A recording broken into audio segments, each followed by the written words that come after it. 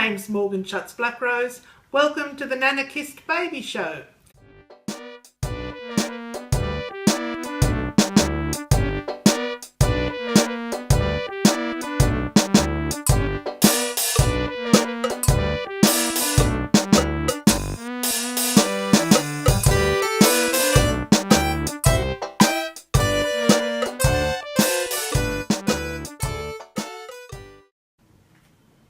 Sometimes if you read the news or you look at the internet, you'll hear things about a country. Now Australia, all the time you hear about how every animal here wants to kill you, and that's not really true because we have koalas and little wallabies and some very cute things, but we do have some very venomous animals, and I wanted to tell you this story about snakes.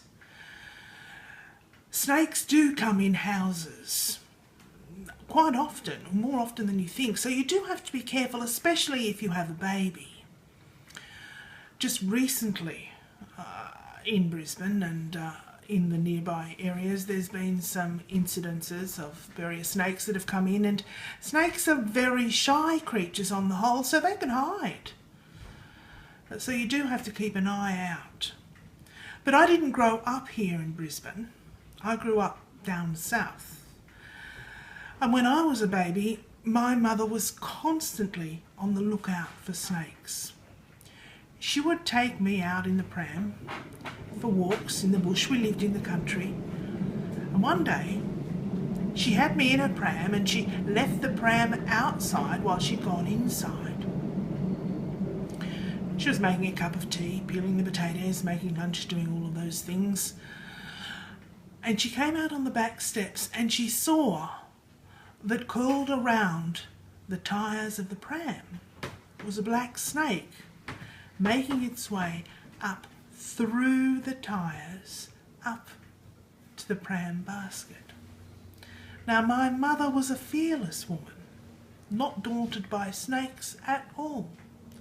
So straight away she was out there, not screaming and crying and calling for help because there was only her.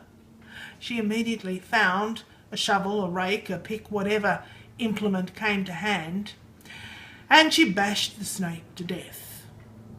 Well, you can think that it might be a little bit harsh, a harsh response, because now, we try and shoo snakes away or whatever, but in those days, my mother never gave snakes a second notice, and it didn't matter if they were venomous or not. And on the farm they more than likely were venomous because there were lots of brown snakes, and the black ones are also venomous, but she wasn't taking any chances with her precious little one. So she saved me from the snake. So saying that, when you go on a nature walk, be aware that although you may not see them, they may still be there. And I do believe they're more scared of us than we are of them. But just keep an eye out.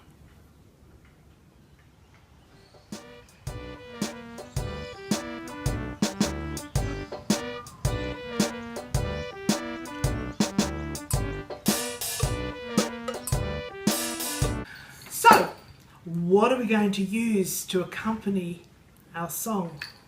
Aha! This is Alby's favourite. He loves the egg shaker. Babies love their names, and it doesn't take long before they begin to recognise them. So you can say their names over and over again in lots of different concepts. Now, I like to use songs that are familiar, so everybody knows if you're happy and you know it. This is a name song. When I use it for Alby, it goes like this. He's a happy little bubby, yes he is, Alby. He's a happy little bubby, yes he is, Alby. He's a happy little bubby with a tubby tummy. He's a happy little bubby, yes he is, Alby. Now you can substitute your baby's name. If it's one syllable, you can make it, say, Jane. She's a happy little bubby, yes she is, Jane, or Janie.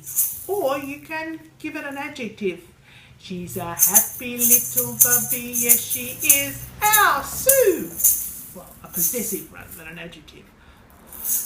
Or if it's a long name, you just scan it in. She's a happy little bubby, yes she is. Anna Marie, she's a happy little bubby, yes she is. Now, you can do this little song whenever you like, and it doesn't take long for your baby to recognise their name. Now, next episode, we're going to do a few more name songs that you can use at particular times, like changing your baby or mealtime. You can have a happy bubby, you can have a hungry little bubby, yes he is. So a tired little bubby. So you can learn one song and use it lots and lots of different times. And that's the thing about the Nanna Kiss Baby Show. I haven't been a grandma for very long, but I have been working with young children for a long time, and I've learnt one thing. Well, I've learnt that also from my mother, that you have to be resourceful. It's a bit like cooking a stew. We can make a stew last for a whole week if necessary by changing a few things round, adding a few things to it. And you can do the same with a song. So you don't need to learn a lot of songs, but you do need to sing them a lot. So I look forward to seeing you next time.